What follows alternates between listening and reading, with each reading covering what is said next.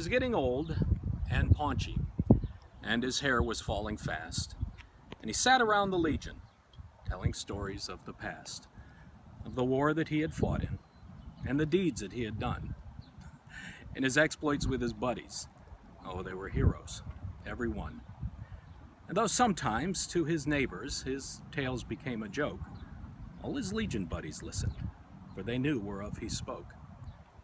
But we'll hear his tales no longer, for old John has passed away, and the world's a little poorer, because a soldier died today.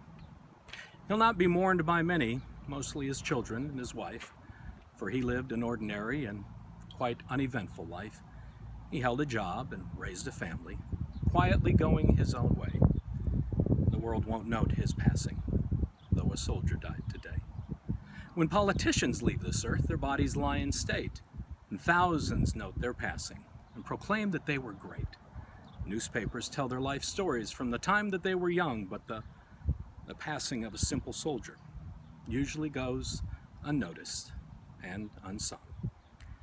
Is the greatest contribution to the welfare of our land a person who breaks promises and cons their fellow man, or the ordinary fellow who in times of war and strife goes off to serve his country, offers up his life? It's so easy to forget them, for it was so long ago that the old Johns of our country went to battle. But we know it was not the politicians with their promises and ploys who won for us this freedom our country now enjoys. He was just a common soldier. His ranks are growing thin, but his presence should remind us that we may need his like again. For when countries are in conflict, then we find the soldier's part is to clean up the troubles that others often start. If we cannot give him honor while he's here to hear the praise, at least let's give him homage at the ending of his days. Perhaps a simple notice in the paper that would say, "Our country is in mourning because a soldier, one of our soldiers, passed away today." I recite that poem, "A Soldier Died Today," in honor of and recognition of, with great admiration and love to all the men and women who have ever served in the defense of our country. We owe you our freedom, and we thank you.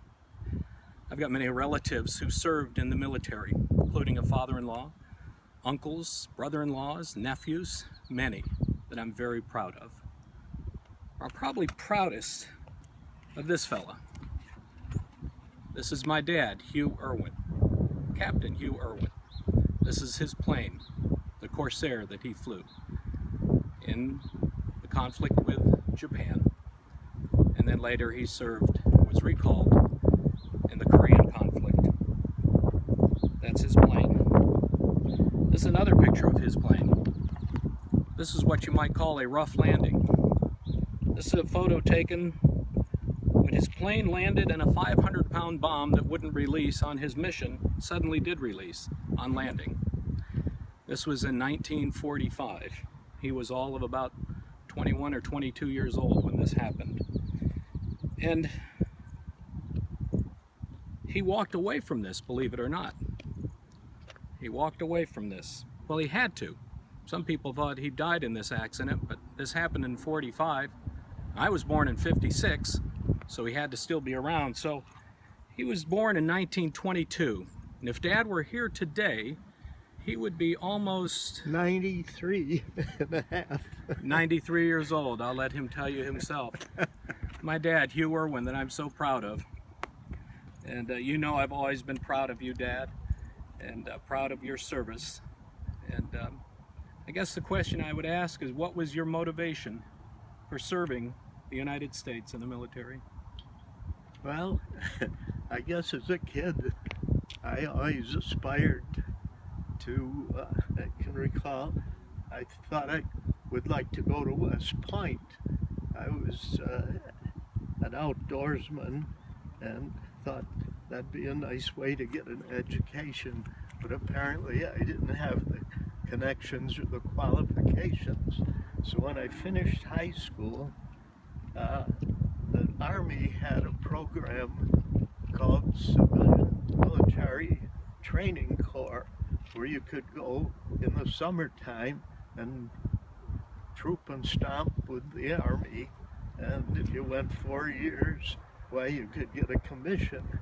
Well, that didn't work out either because the draft came along and everybody got a chance to troop and stomp and play soldier.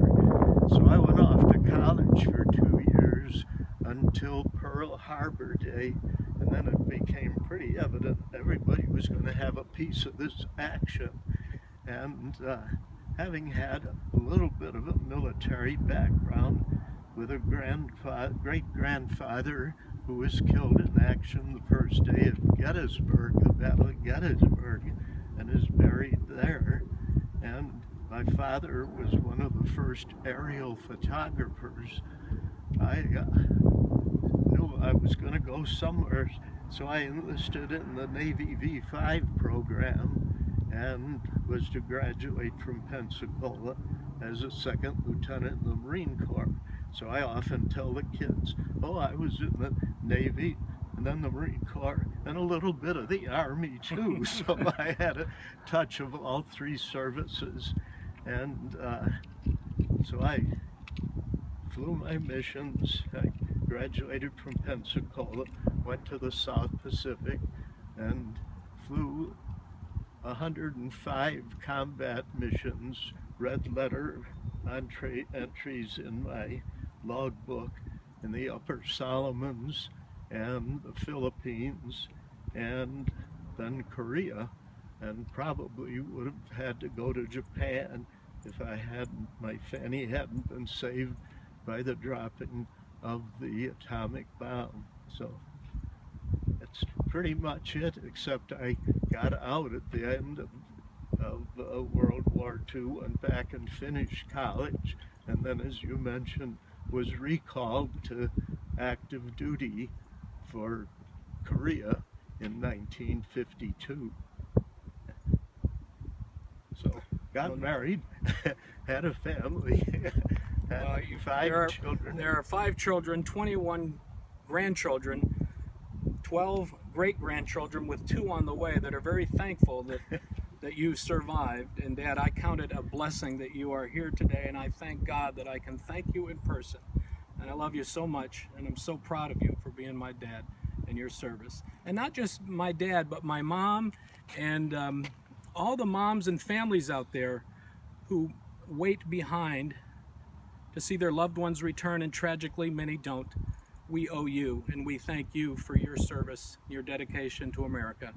Thank you for making it great, and thank you, Dad. I love you. Love you, Jesse.